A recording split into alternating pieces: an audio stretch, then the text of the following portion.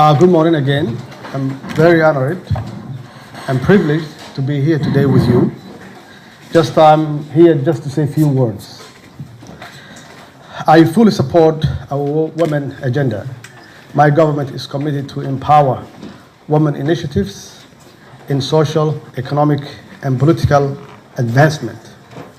We promote and encourage equal opportunity in government and private sector engagement for women and girls. My administration is committed to women and girls in Somali's social justice system. I commend your contribution towards social economic development in Somalia during the civil war for the past 28 years.